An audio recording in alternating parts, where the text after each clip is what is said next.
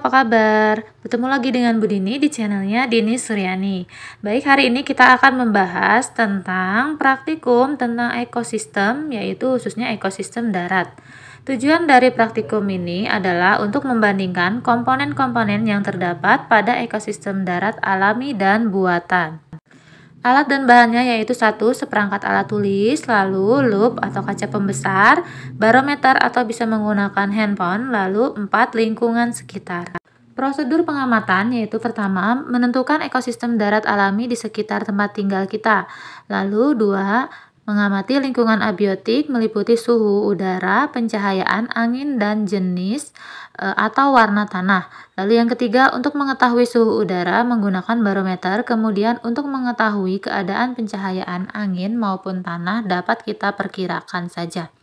Lalu yang 4, mencatat semua data pada lembar kerja. Lalu yang kelima, mulailah mencatat jenis tumbuhan sebagai produsen yang ada, kemudian lengkapi dengan nama latinnya. 6. Mencatat jenis hewan sebagai konsumen dalam ekosistem ini, baik yang tetap maupun hanya singgah atau terbang. Lalu 7. Mengamati lebih teliti hewan-hewan kecil yang mungkin terdapat pada tanah atau sela-sela daun. 8. Mencatat semua data pada lembar kerja. 9. Membuat pembanding dengan menentukan ekosistem darat buatan yang ada di lingkungan tempat tinggal. Lalu yang 10. Membuat kesimpulan umum mengenai perbedaan pada kedua ekosistem tersebut. Untuk ekosistem darat, di sini Bu Dini memiliki ekosistem hutan sebagai ekosistem yang alaminya ya. Kemudian darat alami. Lalu pohon di sini ada pohon nangka, lalu pohon pisang, rumput liar, benalu, polong-polongan, tanduk rusa, dan rambutan. Jadi Bu Dini pergi ke hutan setempat yang terdekat saja. Jika tidak ada, boleh diganti dengan kebun.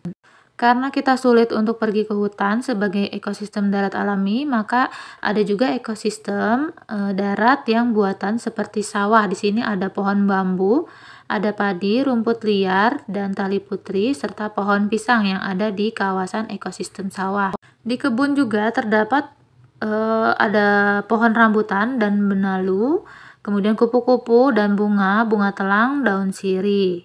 Ekosistem kebun terdapat juga lumut dan manggis, lalu ada kutu daun dan semut, kemudian kumbang dan bunga, dan pohon pisang, serta lalat.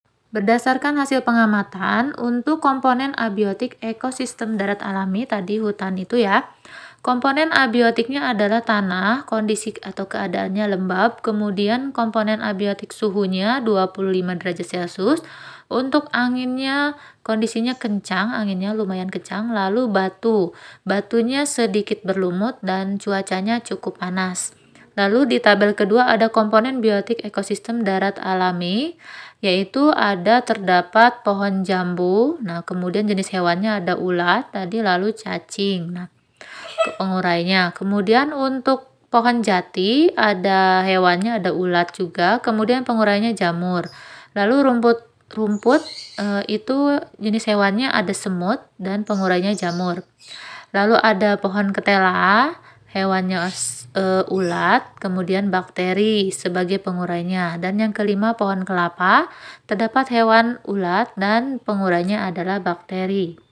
Untuk tabel 3, komponen abiotik ekosistem darat buatan, yaitu ada komponen abiotiknya tanah, kondisinya kering, untuk suhunya 28 derajat Celcius, cahayanya terang, batu tidak berlumut, angin perlahan ya, sepoi-sepoi. Lalu untuk tabel 4, komponen biotik. Nah, tadi ada abiotik dan biotik. Nah, yang hidupnya ya, komponen yang hidupnya di ekosistem darat buatan seperti padi, di sana ada hama wereng, kemudian pengurainya adalah ya pengurai. Kemudian tanaman jambu ada jenis hewan semut dan pengurai.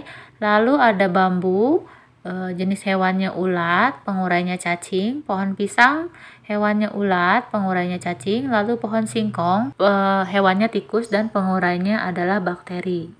Pertanyaannya, menurut pendapat Anda, ekosistem manakah yang mempunyai jenis komponen biotik lebih banyak? Mengapa demikian? Jelaskan secara singkat.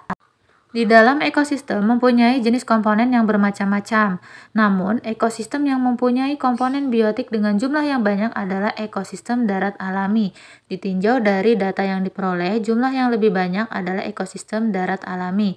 Hal ini dapat dicontohkan pada ekosistem hutan.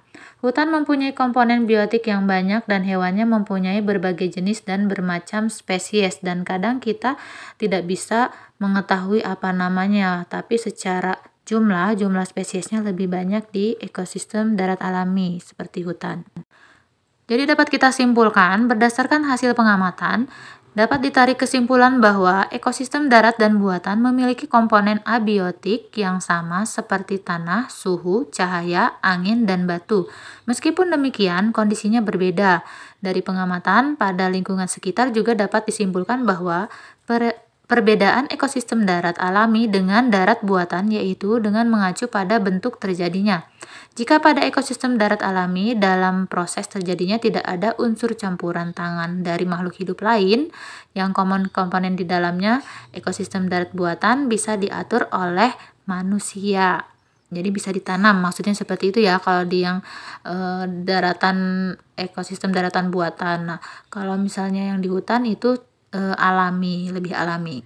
Ya, demikianlah hasil pengamatan dari ekosistem darat, baik itu yang darat alami seperti hutan atau darat buatan seperti pada lingkungan kebun atau sawah. Terima kasih, semoga bermanfaat. Mohon maaf jika ada kesalahan. Wassalamualaikum warahmatullahi wabarakatuh. Sampai jumpa.